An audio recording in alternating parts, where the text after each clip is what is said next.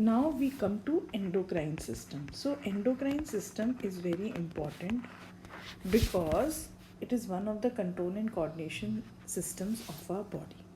So endocrine system has basically endocrine glands and it is called a chemical messengers. So endocrine glands have chemicals which are messengers, right?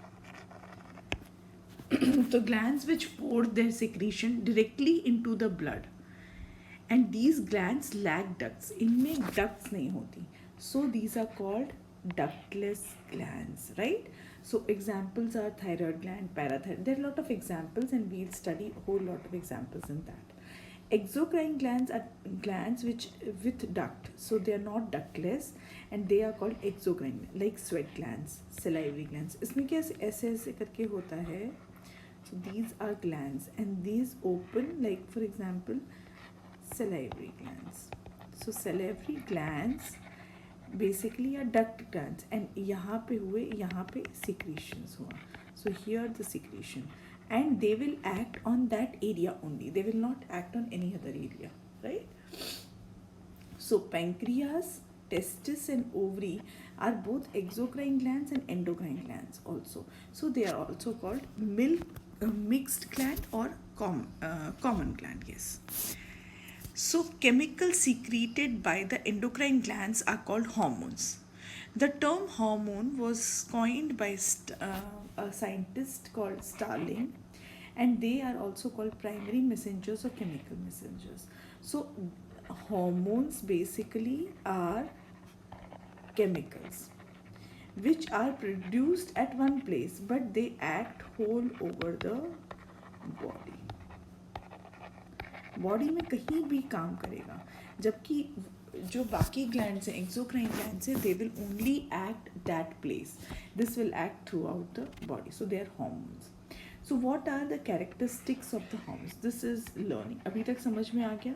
So these are learning. Learning is they are produced at a place and act on target organs which mainly away from their source. So they act on the target organs and then these target organs are away from their source. They pour directly into the bloodstream. They are required in very small quantities. बहुत छोटा सा चाहिए. And they are very specific in function, right? So these are the characteristics of hormones. So learn it that they are produced at a place but act somewhere else. Act here, somewhere else. They pour directly into the bloodstream, very small quantities, and they are very specific, right? बहुत specific है. Endocrine glands present in the body. See, we will draw first and then we will come to this. So this is our man. See, I always draw the man like this.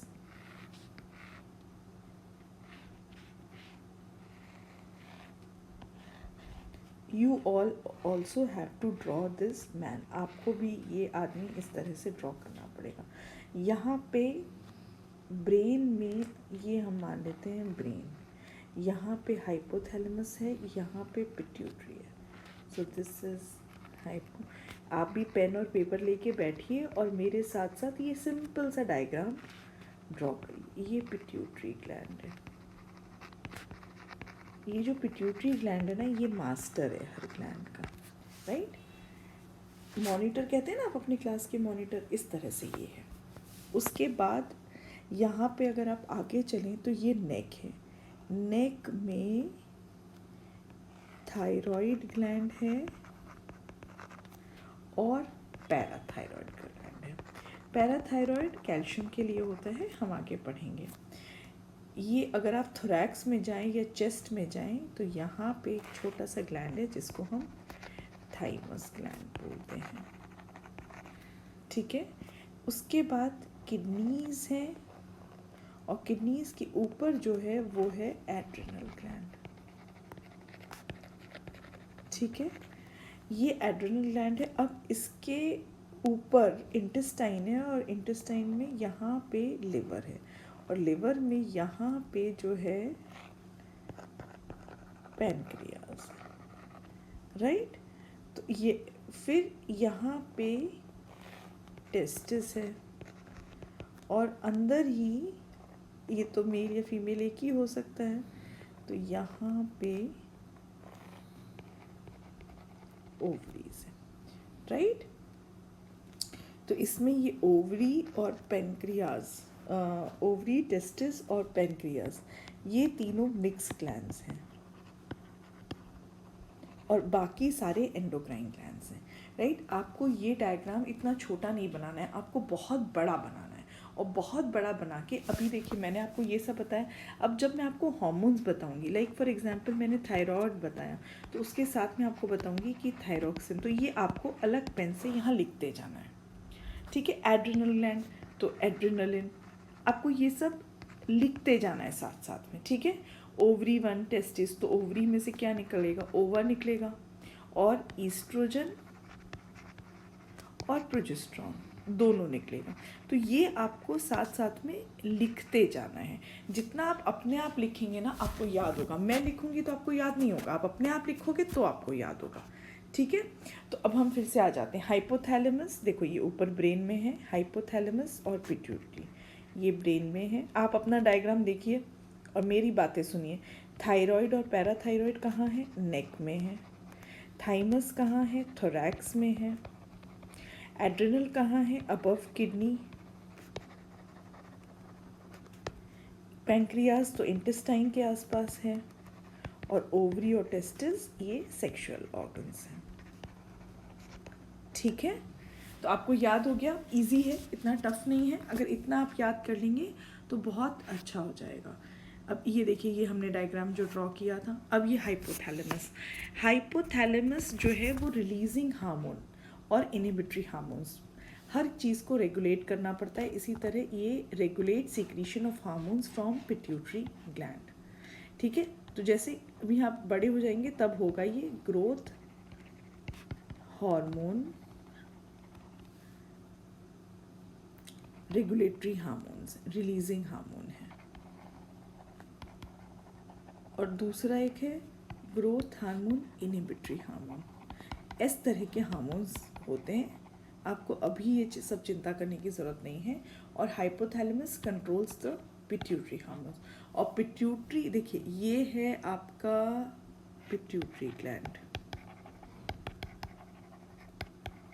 ठीक है, और ये आपका hypothalamus, hypothalamus के just नीचे pituitary gland होता है। देखिए इसमें आप बहुत अच्छे से देख सकते हैं, ये हाइपोथैलेमस है, ये पिट्यूटरी, ये देखिए ये हाइपोथैलेमस है और ये पिट्यूटरी ग्लैंड है, okay. Pituitary gland is a small ovoid structure, small ovoid इस तरह का स्ट्रक्चर होता है, attach to the base of the brain. Hypothalamus जो है वो बेस ऑफ द ब्रेन होता है, वहाँ का ये ओवॉइड स्ट्रक्चर होता है। It is also known as the master gland, मैं ना इसको मॉनिटर बोलती हूँ, ठीक है, as it controls other endocrine glands. Pituitary के हार्मोन्स क्या हैं, ग्रोथ हार्मोन, ग्रोथ हार्मोन मतलब क्या कि it regulates the process of growth in the body. Its deficiency during childhood, अगर ये इसकी डेफिशिएंसी चाइल्डहुड में हो गई तो ड्वार्फिज्म, ड्वार्फिज्म क्या होता है, हाइट बहुत ज़्यादा कम होना। आपने सर्कस देखा है, सर्कस में ड्वार्फ्स देखे हैं, तो ये जो ड्वार्फ्स हैं बेसिकली, जो छोटे छोटे लोग हैं जो इतने लंबे नहीं हो पाते जितने हम हैं, तो दैट इज़ कॉल्ड ड्वार्फिज्म। वो क्यों होता है, और भी बहुत सारे रीज़न है, लेकिन एक रीज़न ये हो सकता है कि ग्रोथ हार्मोन कम हो, डिक्रीज हो, राइट। और ओवर सीक्रेशन बहुत ज़्यादा हो गया तो जाइजेंट बन जाएगा, जायंट बन जाएगा, जायंटिज्म मतलब बहुत बड़ा हो जाएगा, जितना होना चाहिए उससे काफ़ी बड़ा हो जाएगा। Hyper secretion of growth hormone तो ये gigantism, hypo secretion of growth hormone तो इसको हम ड्वार्फिज्म बोलते हैं। देखिए कितना छोटा रह गया, और हमारी हाइट कहीं ना कहीं यहाँ होगी 5 फीट, राइट। तो इतना फ़र्क होता है। अब देखिए ये थायराइड ग्लैंड है, नेक में है, consist of 2 lobes joint together by an isthmus. जैसे हमने वो सेरेबेलम भी देखा था कि ऐसे करके ऐसे था, ये वर्मिस है, ये किसकी बात हो रही है, सेरेबेलम की, और यहाँ हम किसकी बात करें, थायराइड की, वो भी इसी तरह का है, और ये जो जॉइनिंग वाली चीज़ है उसको हम थाइमस बोलते हैं, ठीक है। So it is situated in the lower part of the neck and when enlarged, अगर वो बड़ा हो रहा है तो उसको हम गॉइटर कहते हैं. मतलब अगर थायरॉयड ग्लैंड छोटा नहीं है और बड़ा है तो उसको हम गॉइटर बोलते हैं. थायरॉक्सिन जो है वो प्रिंसिपल हार्मोन है. आपको वो थायरॉयड ग्लैंड के बाजू में थायरॉक्सिन लिखना है. 60% of the thyroxine consist of iodine. अब ये जो थायरॉक्सिन है ना, बेसिकली ये केमिकल है, और ये केमिकल में 60% आयोडीन है. ये बता रहे हैं लोग. आयोडीन क्या है? एक एलिमेंट है जो कि हैलोजेंस में आता है. आपने देखा chlorine, bromine, iodine periodic table में, तो वहाँ आता है. वो वाला आयोडीन थायरॉक्सिन बनाता है. देखिए आप कितना इंटर रिलेटेड है ना सब कुछ. केमिस्ट्री, बायो, फिजिक्स सब अलग अलग नहीं है, सब बहुत ही इंटर रिलेटेड है. तो आयोडीन है it to enable it to synthesize its hormone. अब इसका फंक्शन क्या है, ये इंपॉर्टेंट है. लर्निंग है, फंक्शन है, एक्ट्स ऑन कार्बोहाइड्रेट, प्रोटीन और फैट मेटाबॉलिज्म कार्बोहाइड्रेट का, फैट का और प्रोटीन का, तीनों का करता है ये थायरॉक्सिन हार्मोन. देखिए ये नॉर्मली है, ये ट्रेकिया है, और ये ट्रेकिया पे ये थायरॉयड ग्लैंड है. जैसे ही आयोडीन की कमी हुई, decrease in iodine in diet, जैसे ही कमी हुई तो ये जो है ये बड़ा होके इतना बड़ा हो गया, राइट. ये इसको हम बोलते हैं गॉइटर, राइट. देखिए इसमें कितने सारे आयोडीन है. ये ये आयोडीन है, ये आयोडीन इस केमिकल में फॉर्म हुए हैं, राइट. तो इसको हम थायरॉक्सिन बोलते हैं. गॉइटर, ये देखिए असली में आप देखेंगे तो पेशेंट ऐसा. तो deficiency of iodine in diet, deficiency of thyroxine, uses iodise salt which has potassium iodide. Salt में पोटेशियम आयोडाइड डालते हैं जिससे कि आयोडीन मिलता रहे सबको और किसी को गॉइटर की प्रॉब्लम ना हो. Use of iodise salt is advisable. See this is learning. अभी तक मैंने जो समझाया उसी को मैं फिर से बता रही हूँ. Iodine is necessary for the thyroid gland to make thyroxine. ये समझ में आ गया. किसी भी समय थायरॉक्सिन बनने के लिए आयोडीन चाहिए, बिकॉज आपने देखा ना उसके केमिकल फॉर्मूला में, उसका केमिकल जो फॉर्मूला है उसमें ही आयोडीन 4 जगह है, राइट. सो आयोडीन चाहिए. Thyroxine hormone regulates the metabolism. करता क्या है? It regulates the metabolism of carbohydrate, fat and protein so as to produce the best balance for growth. अगर आयोडीन की डेफिशिएंसी होगी तो formation of thyroxine hormone will be reduced, जिससे कि goitre हो जाएगा. थायराइड को बड़ा होना पड़ेगा कि इतना ही वो सिंथेसाइज करने के लिए thyroxine. One of the symptoms of goitre disease is that the neck of the person appears. आपने देखा ना अभी वो फीमेल का कि नेक एकदम स्वोलन हो गया है. Iodised salt contains appropriate amounts of iodine compounds. Iodised salts में काफ़ी सारे आयोडीन कंपाउंड्स होते हैं. Iodised salts can provide all the iodine needed by the thyroid gland to make sufficient thyroxine hormone for the body. ठीक है, उसमें sufficient होता है. So if we take iodized salt, there can be no deficiency of iodine in the body and hence goiter disease can be prevented. अगर हम iodized salt लेंगे तो iodine की deficiency नहीं होगी and thus goiter can be prevented. Thymus gland, this is situated in the thorax. ठीक है, ये हमने लिखा था. It secretes a hormone which helps in producing antibodies. Antibodies हमारे जो बॉडी है उसमें बहुत सारे बैक्टीरिया, वायरस बाहर से आते रहते हैं और उन पे काम करने के लिए हमारे बॉडी में ये एंटीबॉडीज़ होती हैं.